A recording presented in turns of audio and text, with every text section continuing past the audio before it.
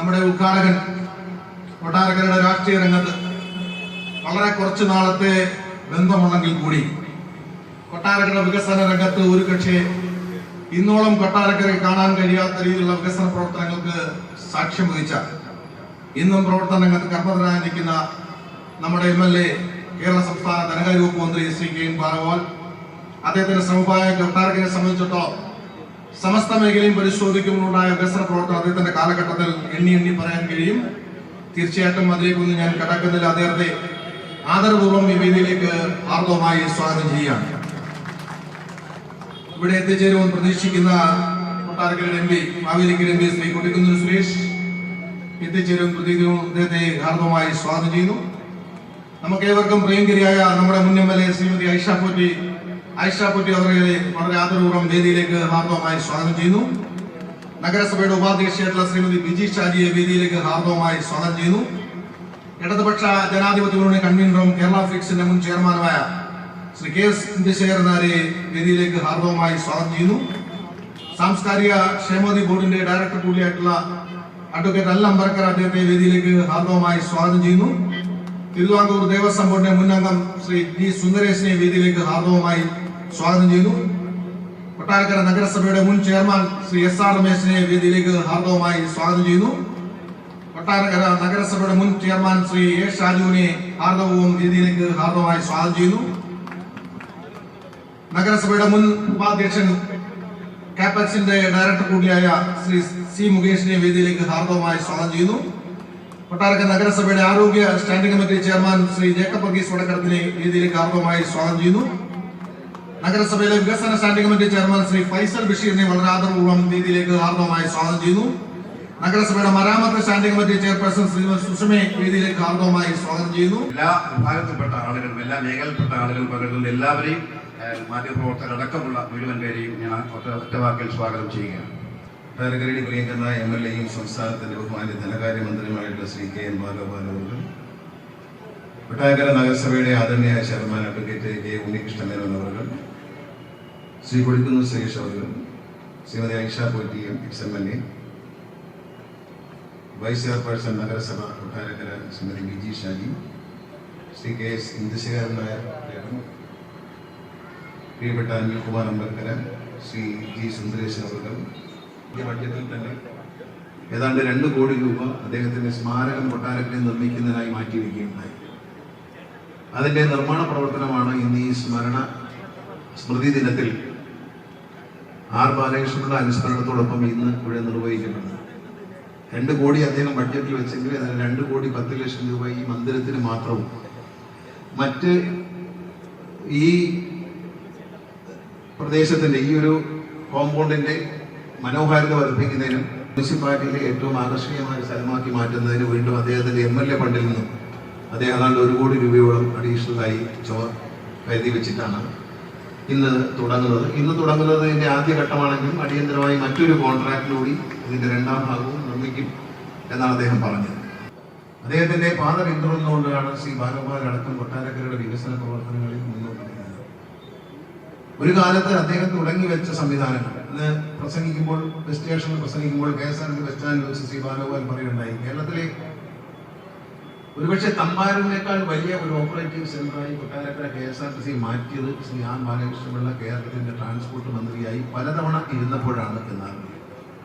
ഒരു ട്രാൻസ്പോർട്ട് മന്ത്രി എന്ന നിലയിൽ ഏത് ബസ്സിനെ കുറിച്ച് ആലോചിക്കുമ്പോഴും ഏത് ഭാഗത്തേക്കുന്ന ബസ്സിനെ കുറിച്ച് ആലോചിച്ചാലും ആദ്യം കൊട്ടാരക്കരയെ പരിഗണിക്കാതെ വേറെ എങ്ങോട്ട് പോകാൻ. ഞാൻ പത്തനാപുരത്തിന്റെ MLA ആണ്. പത്തനാപുരത്ത് വണ്ടികൾ പോകണമെന്നുള്ള ശരി, പക്ഷെ അതിനേക്കാളും കേരളത്തിന്റെ KSRTCയുടെ പൊതുഗതാഗതത്തിന്റെ ഒരു സെന്ററായി കൊട്ടാരക്കരയെ മാറ്റിയതിൽ ശ്രീ R ബാലകൃഷ്ണ സാറിന്റെ പങ്ക് വളരെ വലുതാണ്. ആർക്കും വിശദീകരിക്കാൻ കഴിയും.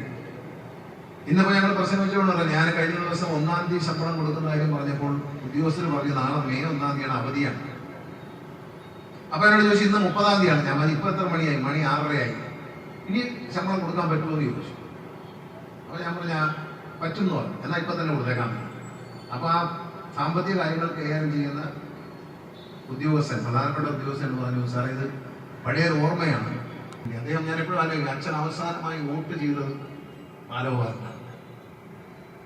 അന്ന് ശ്രീ ബാലഗോപാലിനോട് എന്ന എല്ലാ ദിവസവും വയ്യാതിരിക്കുമ്പോഴും ആ കട്ടിലിൽ കിടന്നുകൊണ്ട് എല്ലാവരെയും വിളിക്കും. എങ്ങനെയുണ്ട് ബാലപാലൻ, എങ്ങനെയുണ്ട് ബാലപാലനുണ്ട്. മരിക്കുന്നതിനും അദ്ദേഹത്തിന് വിജയാസ് ഹോസ്പിറ്റലിൽ കിടക്കുമ്പോൾ ആകെ ഒരു ടെൻഷൻ ഉള്ളത് ബാലപാലന്റെ വിജയം എങ്ങനെ, എന്റെ വിജയം. രണ്ട് കാര്യം, രണ്ട് മക്കളെ പോലെ. ബാലപാലനെ എന്നെയും സ്വന്തം മക്കളെ പോലെ കണ്ടുകൊണ്ട് ഈ രണ്ടുപേരുടെയും വിജയത്തെ കുറിച്ച് അറിയാൻ അദ്ദേഹം ആകാംക്ഷയായി. ഓർമ്മ അല്പം കുറഞ്ഞ സമയത്താണ് രണ്ടുപേരും വിജയിച്ചു എന്ന വാർത്ത അദ്ദേഹത്തെ അറിയിച്ചു. പക്ഷെ ആ സന്തോഷ വാർത്ത അദ്ദേഹം കേട്ടു എന്ന് നമുക്കറിയാൻ വയ്യ. തീരെ അവശനായ സമയത്താണ് റിസൾട്ട് വരുന്നത്. രണ്ടുപേരും വിജയിച്ചു എന്ന സന്തോഷമാണ്. ഈ രണ്ടുപേരും വിജയിക്കണമെന്ന് കേരളത്തിൽ 100 സീറ്റോട് കൂടി എൻ്റെ അടുത്ത് പിന്നെ ഇടതുപക്ഷ മുന്നണി പ്രമുഖരായ പല നേതാക്കളും അദ്ദേഹത്തെ കാണാൻ വരുമായിരുന്നു ഇലക്ഷനിൽ. അപ്പൊ അന്ന് പറയും, അച്ഛൻ പറയും, ഈ കേരളത്തിൽ UDF LDF മാറി മാറിയൊക്കെ വരുമെങ്കിലും ആ തെരഞ്ഞെടുപ്പിൽ അദ്ദേഹത്തിന്റെ ഒരു വിലയിരുത്തൽ, ഈ തെരഞ്ഞെടുപ്പിൽ പിണറായി വിജയൻ 100 സീറ്റുമായി അധികാരത്തിൽ വീണ്ടും വരും എന്ന് അദ്ദേഹം പറഞ്ഞു.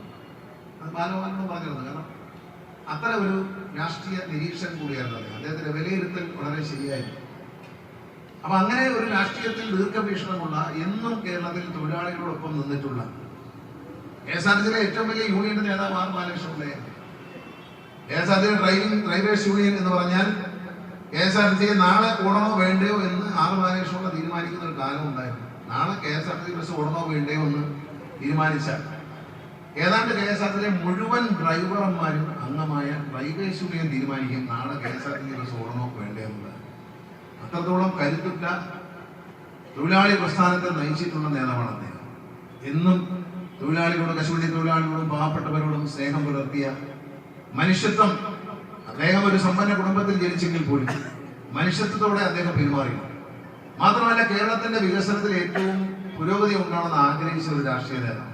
ഇന്നലെ കേരളത്തിലെ ഏറ്റവും വലിയ തുറമുഖമായ വിഴിഞ്ഞം തുറമുഖം ഈ രാജ്യത്തിനായി സമർപ്പിക്കപ്പെടുമ്പോൾ പ്രധാനമന്ത്രി ആ ചടങ്ങിൽ പങ്കെടുക്കുക ഒരുപക്ഷെ ജീവിച്ചിരുന്നെങ്കിൽ ഏറ്റവും അധികം സന്തോഷിക്കുന്ന ഒരു നേതാവായിരുന്നു ശ്രീ ആർ ബാലകൃഷ്ണപിള്ള. കാരണം പുരോഗതി, ഒരു നാടിന്റെ പുരോഗതി, അതായിരുന്നു അദ്ദേഹത്തിന് ലക്ഷ്യം. ഞാൻ ഈ പലപ്പോഴും പത്തനാപുരം താലൂക്ക് ആശുപത്രി നിർമ്മിക്കുന്നതിന് വേണ്ടി ഇങ്ങനെ ടെൻഷൻ അടിച്ച് അങ്ങോട്ടും വിളിച്ചുകൊണ്ടിരിക്കുന്നവരുടെ എന്താന്ന് ചോദിക്കും ഇവിടെ വെച്ച്, വീട്ടിൽ വെച്ച്.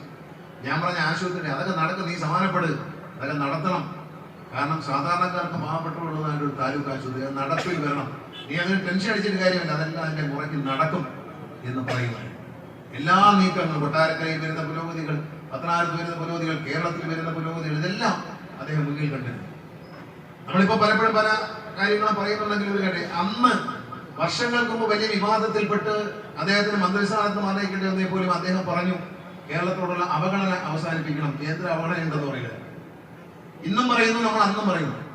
പല പാർട്ടികളും മാറി മാറി ഭരിക്കുമ്പോൾ പറയുന്ന ഒരു കാര്യമുണ്ട്. പക്ഷേ ആ അവഗണന, പാലക്കാടത്തെ കോച്ച് ഫാക്ടറി, ഈ അടുത്ത കാലത്ത് വനം വകുപ്പിലെ ഒരു ഉദ്യോഗസ്ഥനെ സംസാരിക്കാൻ പറഞ്ഞു, സാറേ 200 ഏക്കറിലധികം ഭൂമി കോച്ച് ഫാക്ടറി എടുത്തിട്ടുണ്ട്, സമീപ ഭാവിയിൽ അത് വനഭൂമിയാക്കി മാറ്റാനുള്ള നടപടി ആരംഭിച്ചിട്ടുണ്ട്. അതായത് സർക്കാർ കോച്ച് ഫാക്ടറി സ്ഥാപിക്കാൻ വേണ്ടി എടുത്തിട്ട വിലക്കെടുത്ത സ്ഥലം, അക്കുവരെ സ്ഥലമാണ്, കാട് കയറി. അവിടെയാണ് പാലക്കാട് ഏറ്റവും കൂടുതൽ കാട്ടാനുള്ള സ്ഥലം, വന്യമൃഗങ്ങൾ ഇറങ്ങുന്ന ഒരു സ്ഥലമായി ആ സ്ഥലം മാറി. അതിനുശേഷം 6ഓ 7ഓ സർക്കാരുകൾ കേന്ദ്രം ഭരിച്ചിട്ടും റെയിൽവേയിൽ ഇത്ര വലിയ വികസനങ്ങൾ ഉണ്ടായിട്ടും വന്ദേ ഭാരത് വരെ ഇന്ത്യയിൽ ഉണ്ടാക്കാൻ തുടങ്ങിയിട്ടും കേരളത്തിലെ കോച്ച് ഫാക്ടറി എന്ന സ്വപ്നം യാഥാർത്ഥ്യമായില്ല എന്ന് ഓർക്കണം. വർഷങ്ങൾക്ക് മുമ്പ് ശ്രീ ആർ ബാലകൃഷ്ണപിള്ള ശബ്ദമുയർത്തിയ കോച്ച് ഫാക്ടറി ഇന്നും വന്നില്ല എന്ന് നമ്മൾ ഓർക്കണം. ശബരിമല ബൈപ്പാസ് എന്ന പേര് ആദ്യം നിർദ്ദേശിച്ചത് അച്ഛനാണ്. ഈ യോഗത്തിൽ വെച്ചാണ് കെ.വി. തോമസ് പങ്കെടുത്ത. എന്റെ ഓർമ്മ ശരിയാണെങ്കിൽ കൊട്ടാരക്കര ബസ് സ്റ്റേഷനിലെ സുലഭിന്റെ ടോയ്ലറ്റ് മന്ദിരം ഇപ്പൊ പുതുക്കപ്പെടുന്നുണ്ടല്ലോ, ഇത് അന്ന് ടൂറിസം വകുപ്പിൽ നിന്ന് അനുവദിച്ച, അന്ന് എന്റെ പ്രിയപ്പെട്ട ബ്രദറിലോ ശ്രീ ടി ബാലകൃഷ്ണൻ IAS ആണ് ടൂറിസം സെക്രട്ടറി. അങ്ങനെ ഞാൻ മന്ത്രിയായിരിക്കുമ്പോൾ എനിക്ക് അന്ന് കെ.വി. തോമസ് മാസ്റ്റർ ബാലേട്ടനും കൂടി അനുവദിച്ചു തന്നതാണ് ട്രാൻസ്പോർട്ടിന്. കോട്ടയത്ത് പിന്നെ തിരുവല്ലയിൽ ഉണ്ടായിരുന്നു, കോട്ടയം, കൊട്ടാരക്കര, 7 സ്ഥലങ്ങളിൽ, തൃശ്ശൂർ അടക്കം 7 സ്ഥലങ്ങളിൽ ടോയ്ലറ്റ് സമുച്ചയം നിർമ്മിക്കാൻ ഓരോ ടോയ്ലറ്റും 25 ലക്ഷം രൂപ വെച്ച് അന്ന് അനുവദിച്ചു 7 സ്ഥലങ്ങളിൽ. അതാണ് കൊട്ടാരക്കരയിൽ പറഞ്ഞത്. അതിന്റെ ഉദ്ഘാടന യോഗം നടക്കുമ്പോഴാണ് കെ.വി. തോമസ് മാസ്റ്ററെ കൊണ്ട് 3 കോടി രൂപ വാളക മുതൽ പത്തനാപുരം വഴി പോകുന്ന ബൈപ്പാസിന്, ശബരിമല ബൈപ്പാസ് എന്ന് കേട്ടിട്ടുണ്ട്, അച്ഛന്റെ പ്രസംഗത്തിലാണ് ഇത് ആവശ്യപ്പെട്ടത്. അവിടെ വെച്ച് തന്നെ തോമസ് മാസ്റ്റർ അംഗീകരിക്കുകയും അത് മുന്നോട്ട് കൊണ്ടുപോവുകയും ചെയ്തു. അപ്പൊ അത് നമ്മൾ മനസ്സിലാക്കണം, അത്രത്തോളം ദീർഘവീക്ഷണമുള്ള ഒരു രാഷ്ട്രീയ നേതാവാണ്. ഞാൻ ദീർഘിപ്പിക്കുന്നില്ല. അദ്ദേഹത്തിന്റെ സ്മാരകം കൊട്ടാരക്കര മണ്ണിൽ ഉയരുമ്പോൾ അത് കൊട്ടാരക്കരയിൽ ജീവിക്കുന്ന, അദ്ദേഹത്തെ സ്നേഹിക്കുന്ന എല്ലാവർക്കും, രാഷ്ട്രീയ ജാതി മത വ്യത്യാസമില്ലാതെ ഏവർക്കും ഏറ്റവും സന്തോഷമുള്ളൊരു സ്മാരകം തന്നെയായിരിക്കും. ഇവിടെ സ്മാരകം നിർമ്മിക്കുന്നുണ്ട്. ഇതോടൊപ്പം അദ്ദേഹത്തിന്റെ പ്രതിമ സ്ഥാപിക്കുന്നു. പ്രതിമ സ്ഥാപിക്കുവാൻ സർക്കാരിന്റെ പണം ഉപയോഗിക്കുന്നതല്ല. പ്രതിമ സ്ഥാപിക്കാൻ വേണ്ടി ഞങ്ങള് പാർട്ടിയുടെ സംസ്ഥാന ട്രഷറർ ശ്രീ ബാലഗോപാലിന്റെ നേതൃത്വത്തിൽ ഒരു കമ്മിറ്റി, ഒരു പ്രതിമ നിർമ്മാണ കമ്മിറ്റിയെ ചുമതലപ്പെടുത്തിയിട്ടുണ്ട്. അവരായിരിക്കും പ്രതിമ നിർമ്മിക്കുന്നത്. പ്രതിമ നിൽക്കുന്നതിന് വേണ്ടി സർക്കാരിന്റെ ഒരു പൈസ പോലും നമ്മൾ ഉപയോഗിക്കില്ല. ഈ സ്ഥലം നമുക്ക് നൽകുന്ന മുനിസിപ്പാലിറ്റിയോട് നന്ദി പറയുന്നു. അതുപോലെ ഇത്രയധികം ഫണ്ട് അനുവദിച്ചുകൊണ്ട് ഈ സ്മാരകം അദ്ദേഹത്തിന്റെ നാമത്തിലുള്ള ഓഡിറ്റോറിയവും മറ്റൊരു വലിയൊരു സമുച്ചയം തന്നെ ഈ കൊട്ടാരക്കരയുടെ ഹൃദയഭാഗത്ത് നിർമ്മിക്കുന്നതിന് ഇവിടുത്തെ MLA-യും മന്ത്രിയുമായ ശ്രീ ബാലഗോപാലിനോടും ബഹുമാനപ്പെട്ട മുഖ്യമന്ത്രിയോടും അതിനോട് സഹകരിക്കുന്ന എല്ലാ രാഷ്ട്രീയ പ്രസ്ഥാനത്തെയും പ്രധാനം ചെയ്യുന്ന ജനപ്രതിനിധികളോടും നേതാക്കന്മാരോടും മുനിസിപ്പാലിറ്റിയിലെ മുഴുവൻ കൗൺസിലർമാരോടും എല്ലാവരോടും ഹൃദയത്തിന്റെ ഭാഷയിൽ നന്ദി അറിയിച്ചുകൊണ്ട് ബാലകൃഷ്ണ സാറിന്റെ ഓർമ്മകൾ എന്നും കൊട്ടാരക്കരയ്ക്ക് ഒരു ശക്തിയും പ്രചോദനമാകട്ടെ എന്ന് ഞാൻ പ്രാർത്ഥിക്കുകയാണ്, ആഗ്രഹിക്കുകയാണ്. അദ്ദേഹത്തിന്റെ നിറസാന്നിധ്യം എപ്പോഴും ഈ നാട്ടിലുണ്ട്. ഈ നാട്ടിലുണ്ടാകുന്ന ഓരോ പുരോഗതിയും അദ്ദേഹത്തിന്റെ അദൃശ്യ സാന്നിധ്യം കൊണ്ട് അദ്ദേഹം സന്തോഷിക്കുന്നുണ്ടാകാം എന്നുള്ളത്. വേണ്ട പുരോഗതികൾ കൈവരിക്കുമ്പോൾ അദ്ദേഹം സന്തോഷിക്കാറുണ്ട്. അദ്ദേഹത്തിന്റെ ഓർമ്മകൾക്ക് മുമ്പിൽ ശിരസ് നമിച്ചുകൊണ്ട് ബഹുമാനായ ഉദ്ഘാടകൻ ശ്രീ KN ബാലഗോപാൽ ഈ ശിലാസ്ഥാപന കർമ്മം നിർവഹിച്ചുകൊണ്ട് അതിന്റെ ഉദ്ഘാടനവും പ്രസംഗവും അതുപോലെ തന്നെ അനുസ്മരണ പ്രഭാഷണവും നടത്താനായി ആദരപൂർവ്വം ക്ഷണിക്കുന്നു. നന്ദി, നമസ്കാരം.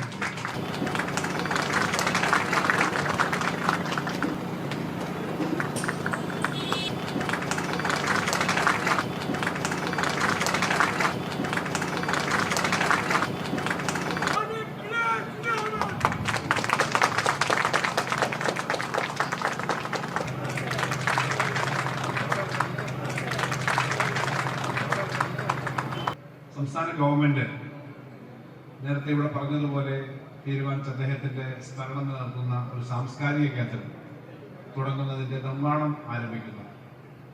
രണ്ട് കാര്യങ്ങളും ഒരുമിച്ച് നടക്കുമ്പോൾ അദ്ദേഹത്തിന്റെ ഏറ്റവും പ്രിയപ്പെട്ട നാട്ടിൽ അദ്ദേഹം ഏറ്റവും അധികം പ്രസംഗങ്ങളിൽ പങ്കെടുത്തിട്ടുള്ള ഒരു വേദിയാണിത്. അദ്ദേഹത്തിന്റെ പ്രസംഗം മിക്കവാറും ഉണ്ടായിരുന്നു. വളരെ സരസമായി പ്രസംഗിക്കുന്ന ഒരാളായിരുന്നു അദ്ദേഹം. എതിരാളികളെ അതിശക്തമായി ആക്രമിക്കുകയും അദ്ദേഹം പറയുന്ന കാര്യങ്ങൾ ഏറ്റവും സമർത്ഥമായി പറഞ്ഞ് ഫലിപ്പിക്കുകയും ചെയ്യുന്ന ഒരു പ്രാസംഗികനായിരുന്നു.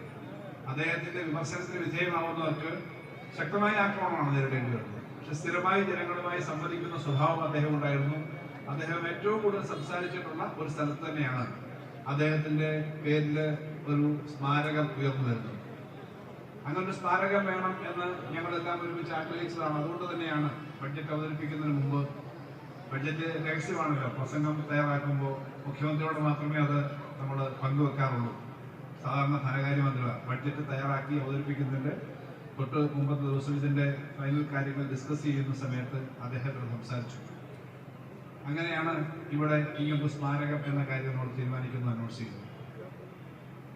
ആ തീരുമാനം അനൗൺസ് ചെയ്തത് പ്രായോഗികമായി എവിടെയാണ് സ്ഥലം എന്നുള്ളത് ധാരാളം പ്രശ്നങ്ങൾ ഉണ്ടായിട്ടുണ്ട്. എവിടെയാണ്, അങ്ങനെയാണ് അവസാനം ഈ സ്ഥലത്തേക്ക് എത്തുന്നത്.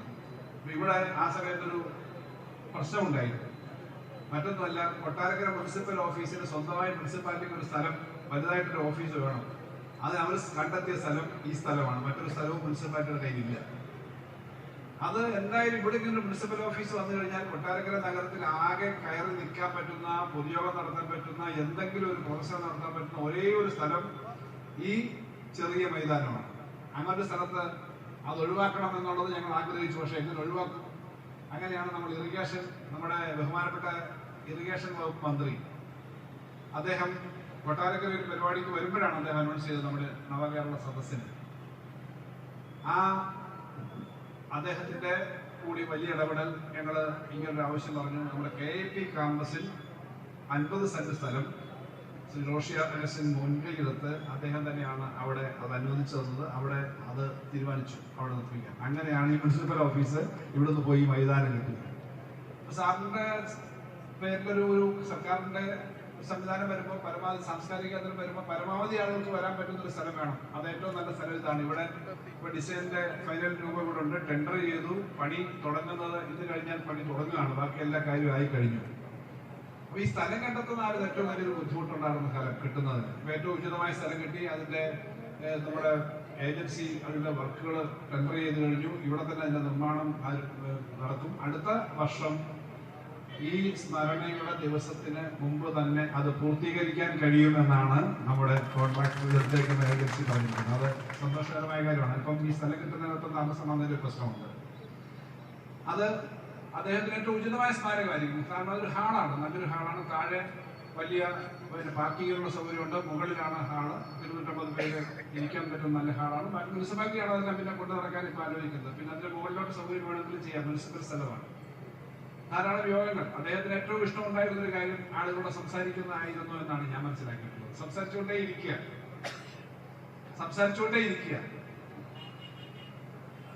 എപ്പോ വീട്ടിൽ ചെന്നാലും ലോകത്തെ കാര്യങ്ങളെല്ലാം അറിയണമെങ്കിൽ അദ്ദേഹം സുഖമില്ലാതിരിക്കുന്ന സമയത്ത് വീട്ടിൽ ചെന്ന് കഴിഞ്ഞാൽ അതെല്ലാം കേൾക്കാം. ഞാൻ അദ്ദേഹത്തെ അടുത്തു പരിചയപ്പെടുന്നു. എനിക്ക് അദ്ദേഹത്തെ പരിചയമുണ്ട്. അടുത്തു പരിചയപ്പെടുന്നത് ഇടതുപക്ഷ ജനാധിപത്യ മുന്നണിയിൽ അദ്ദേഹം സജീവമായി ഞങ്ങൾ സഹകരിച്ച് പ്രവർത്തിക്കാൻ തുടങ്ങിയ ശേഷമാണ്. അതിനുമുമ്പ് വിദ്യാർത്ഥി പ്രവർത്തകനായിരിക്കുന്ന കാലം മുതൽ പരിചയമുണ്ട്. പരിപാടിയിൽ നിങ്ങൾക്കറിയാം, UDF LDF ആവുന്ന ഒരു കാലത്താണ്. പക്ഷെ കുടുംബവുമായി വളരെ അടുത്ത് ബന്ധമുള്ളതാണ്. എന്റെ കുടുംബവുമായും ഞങ്ങൾ അങ്ങോട്ടും ഇങ്ങോട്ടും വളരെ അടുത്ത് ബന്ധമുള്ള ആളുകളാണ്. അപ്പം അടുത്ത സഹകരണമുള്ളവരാണ് ബാക്കി എല്ലാവരും.